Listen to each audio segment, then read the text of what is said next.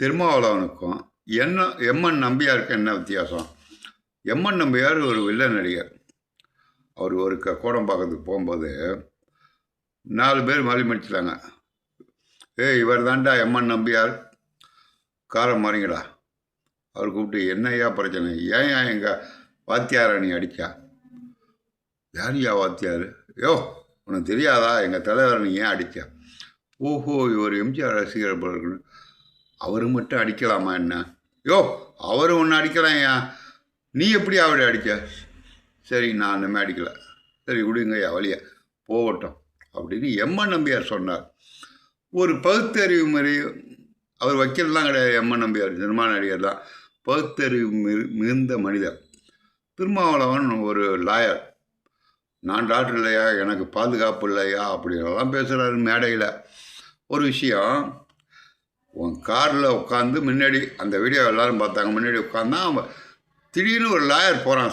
சராசரி மனிதன் காசு படைத்தவனுக்கே அந்த கோவம் வரும்.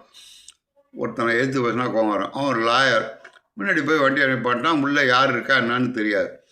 நீ இறங்கி வந்து மற்றவன் அவனை அடித்து வரட்டுறான், போலீஸ்காரன் வரட்டான்ல, நீ ஒரு நல்ல மனுஷனாக இருந்தால் திருமாவளவனுக்கு சொல்கிறான், இறங்கி வந்து என்னப்பா பிரச்சனை, அடிக்காய் சார் மன்னிச்சுக்கிறேன், நீங்கள் போங்க, தெரியாமல் நடந்த சம்பவம் நீ சொல்லியிருந்தா உண்மையிலேயே திருமாவளவன் பெரிய மனிதன் என்று எல்லாரும் போற்றப்படுவார்கள் திருமாவளவனை. நீ காருக்குள்ளேருந்து கடைசி வரைக்கும் வெளியில் வரலையா? உன் கட்சிக்காரன், உன்னுடைய லாயரு, கருப்பு கோட்டு ஒருத்தன் வரான் குண்டா, எல்லாம் அடித்து போடான்னு வரட்டுறானுங்கள. நீ காருக்குள்ளே தானே இருந்தப்பா இந்த பிரச்சனை நடக்கிறது முன்னாடி உனக்கு கண்ணாடிக்கு முன்னாடிதான் தெரியல. நீ இறங்கி வந்து என்ன பிரச்சனை அங்கே அப்படின்னு நீ ஒரு கேள்வி கேட்டிருக்கலாம். நீ காருக்குள்ளே முன்னாடி சீட்டில் உட்காந்துருக்க, அவன் தான் வந்து இடித்தான், மோதனான், அப்புறமா நான் முதலமைச்சர் கேள்வி கேட்டவன் நான் அனுப்புகிறவங்களுக்கு அப்படி சொன்னேன். நீ அந்த இதே எம்ஜிஆர் அந்த வேலையெல்லாம் செய்ய மாட்டார். ஒரு நல்ல மனிதனுக்குள்ள என்ன நேராக இறங்கி வந்திருக்கணும். என்னப்பா பிரச்சனை? நான் தான் இறங்கி வந்தேன், தெரியாமல் இடிச்சிட்டேன், இல்லை நீ இடித்தது தப்பு, ஏதோ ஒன்று பேசி, சரிப்பா அதெல்லாம் அடிக்காதீங்கப்பா, அவர் போகட்டும் விடுங்கப்பா, சாரி, எந்த சம்பவம் நடந்தாலும் மன்னிப்பு கேட்டுக்கொள்க அப்படின்னு நீ சொல்லியிருந்தீன்னா உண்மையிலே பெரிய மனிதன். நீ என்ன சொல்கிற மேடையில், நானும் ஒரு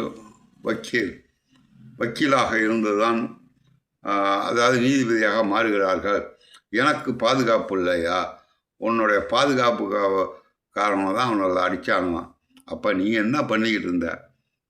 இதுதான் சராசரி மனிதனுக்கும் பணம் வந்தவனும் செல்வம் வந்தவனும் மாறும் மனிதனுக்கும் உள்ள வித்தியாசம். இதை திருமாவளவன் புரிஞ்சுக்கணும்.